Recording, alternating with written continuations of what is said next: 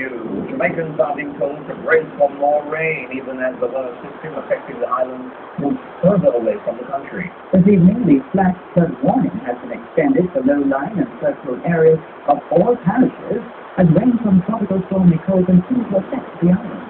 The rain is not expected to let up until way into the weekend. The cloud report. 6 great clouds hover over the country, signifying showers and thunderstorms. The Met Office says the rain and heavy winds are from a system called Nicole. Nicole decided to stay a little longer with us than we had hoped, and quite a bit of rainfall on us. Nicole became a storm today and then dissipated into an area of low pressure. It means we'll continue to get rainfall into Friday. But as Nicole departs, don't expect the rain to ease up soon. Behind Nicole is another system that we're expecting to give us some rainfall into the weekend. Might not be as much as Nicole gave us, but with already saturated earth, we might have some more flooding occurring. As the Met Office continues to monitor the system, forecasters are predicting more rain until about next Monday. As Nicole goes, 2 other tropical waves are moving across the Atlantic with a 10% chance that they will develop into larger systems. Nadine McLeod, TVJ News. And the rain has brought tragedy.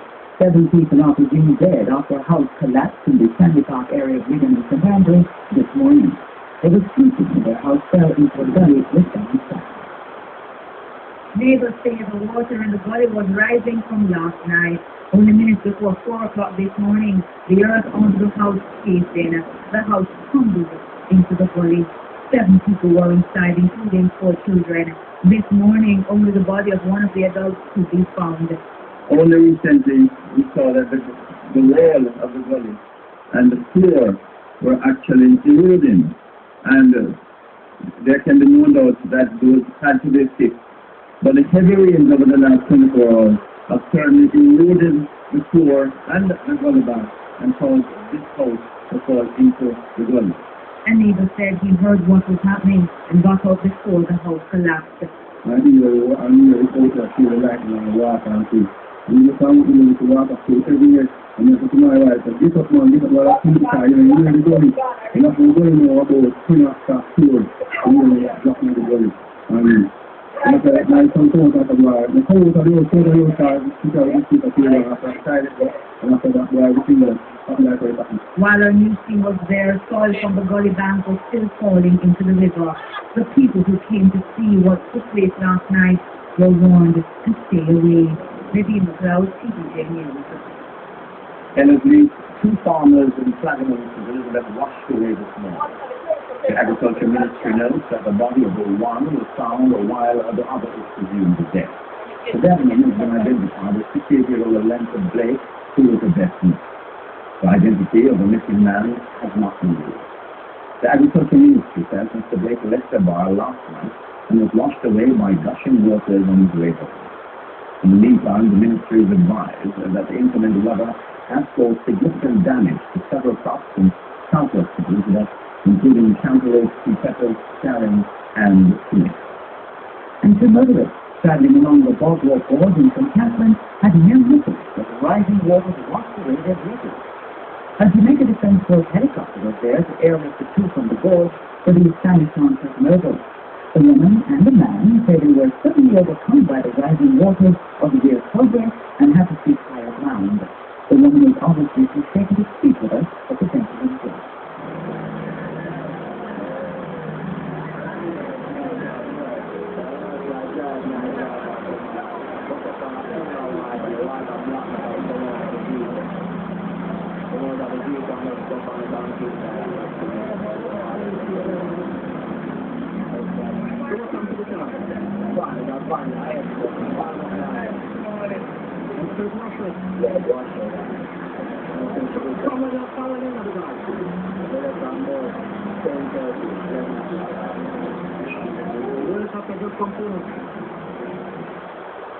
Rain would down from other huge blow to the people of poverty today.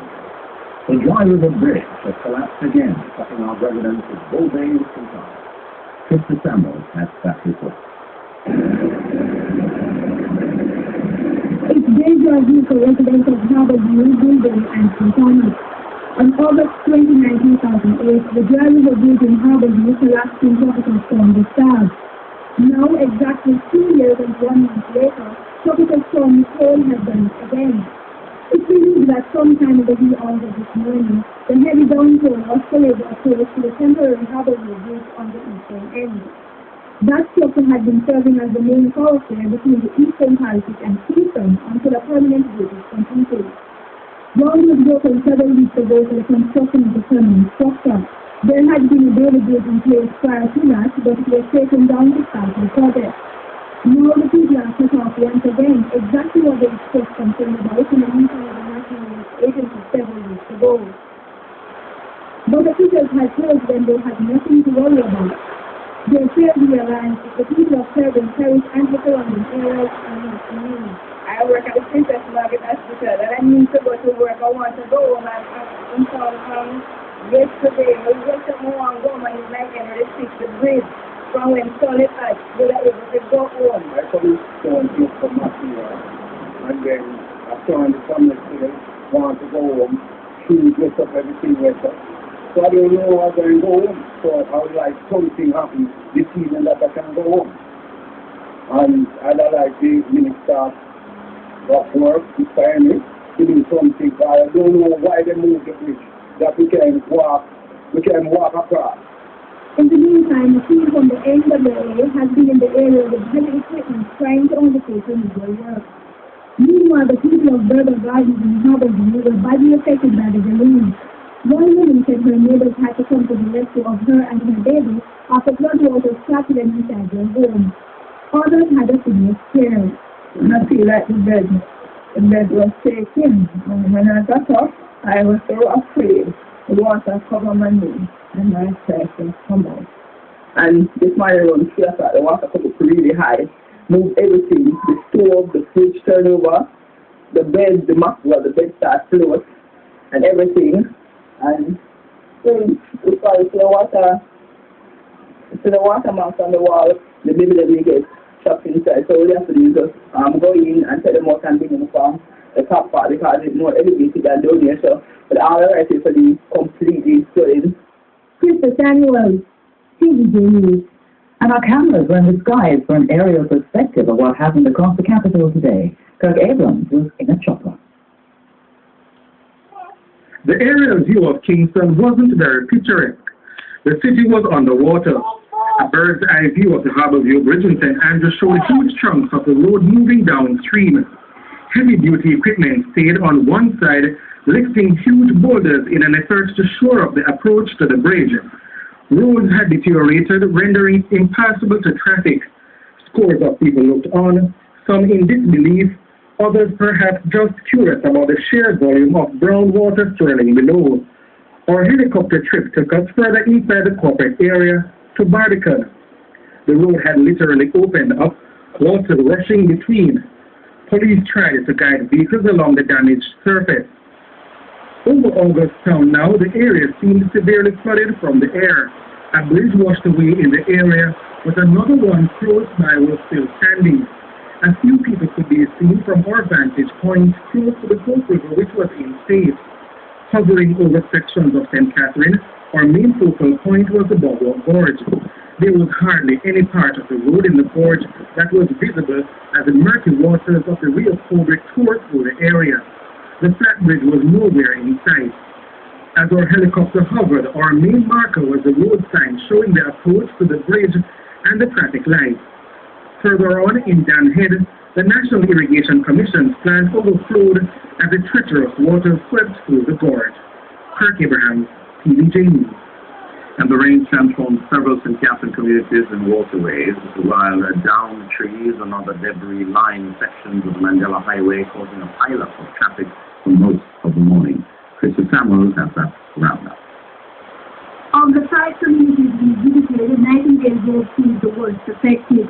There was water everywhere, making it hard to differentiate the river from the roadway.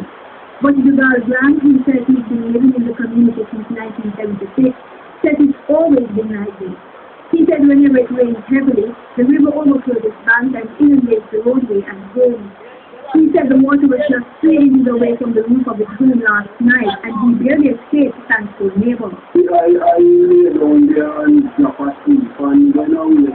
just me water, me find the things to eat.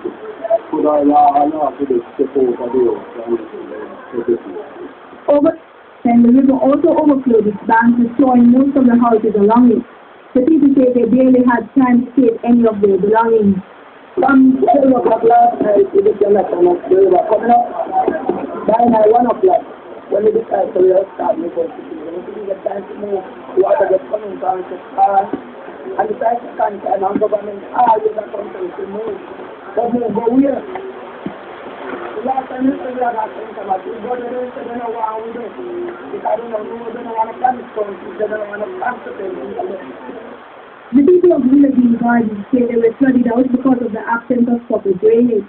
They say they've raised the issue several times with their political representatives, but nothing has been done. Meanwhile, the people in Jones Avenue and John Pen say the drains in their communities caused the massive flooding. So the people when we have to use 15 buckets of water to put on the house last night. All because of the rain and the trench they want clean. It's overflow. We need earth from a Johnson Pen.